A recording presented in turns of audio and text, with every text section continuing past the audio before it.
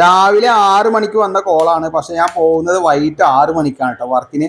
വേറെ ഒന്നുമല്ല, water heater complaint ആണെന്ന് പറഞ്ഞിട്ട് വിളിച്ചതാണ്. അപ്പോൾ ഞാൻ ഇന്ന് വേണ്ട നാളേക്ക് വന്നാൽ മതി ചോദിച്ചപ്പോൾ കസ്റ്റമർ പറയാൻ പറ്റുമോ? അയ്യോ ഇല്ല മോനെ, പെട്ടെന്ന് തന്നെ വരണം, കാരണം രാവിലെ കുളിക്കാൻ വലിയ ബുദ്ധിമുട്ടാണ്. അപ്പോൾ നമ്മൾ ചെന്ന് നോക്കുന്ന സമയത്തേ വാട്ടർ ഹീറ്ററിൻ്റെ സ്വിച്ചിനായിരുന്നു കംപ്ലൈൻറ്റ് കേട്ടോ.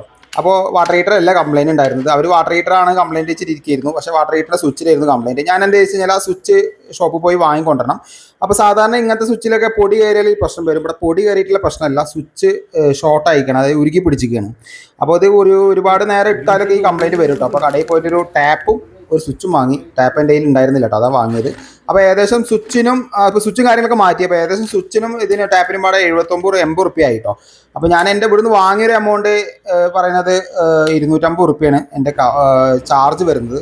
കസ്റ്റമർ എല്ലാം പാടെ റൗണ്ട് ആക്കിയിട്ട് 400 റുപ്യ തന്നു. അപ്പോൾ കുഴപ്പമില്ല, ഹാപ്പി ആയി, കാരണം വൈകുന്നേരം അല്ലേ ഈ വെച്ചോ എന്ന് പറഞ്ഞിട്ട് തന്നാ കേട്ടോ. അപ്പോൾ എന്തായാലും ഈ വീഡിയോ ഷെയർ ചെയ്യാം.